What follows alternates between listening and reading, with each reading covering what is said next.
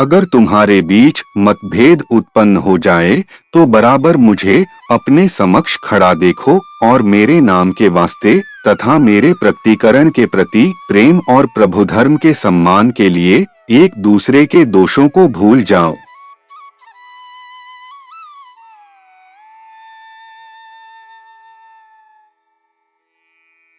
यह उद्धरण हमें एक बहुत गहरी और आवश्यक सीख देता है। जीवन में मतभेद होना स्वाभाविक है, चाहे वह परिवार में हो, समाज में हो या किसी भी समुदाय में। लेकिन बहाई शिक्षाएं हमें यह सिखाती हैं कि मतभेद को विभाजन का कारण नहीं, बल्कि समझ और प्रेम को बढ़ाने का अवसर बनाना चाहिए।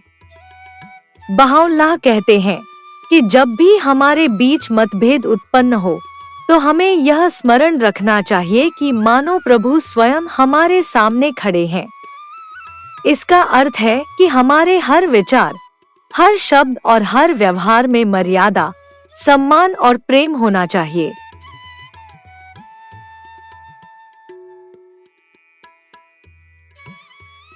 जब हम मेरे नाम के वास्ते और मेरे प्रकटीकरण के प्रति प्रेम की बात करते हैं, तो इसका तात्पर्य यह है कि हमारा आचरण ईश्वर के प्रति हमारी सच्ची भक्ति को दर्शाए।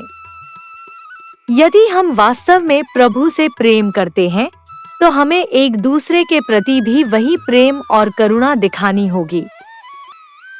सबसे महत्वपूर्ण बात यह है कि एक दूसरे के दोषों को भूल जाओ। यह हमें क्षमा और सहनशीलता का पाठ पढ़ाता है। अक्सर हम दूसरों की कमियों पर ध्यान देते हैं, जिससे दूरी और कटुता बढ़ती है। लेकिन बहाई शिक्षाएं हमें प्रेरित करती हैं कि हम अच्छाइयों को देखें, दोषों को नजरअंदाज करें और एकता को प्राथमिकता दें। इस प्रकार यह उद्धरण हमें याद दिलाता है कि सच्ची आध्यात्मिकता केवल प्रार्थना या शब्दों में नहीं, बल्कि हमारे व्यवहार में प्रकट होती है, जब हम मतभेद के समय भी प्रेम, सम्मान और एकता को बनाए रखते हैं।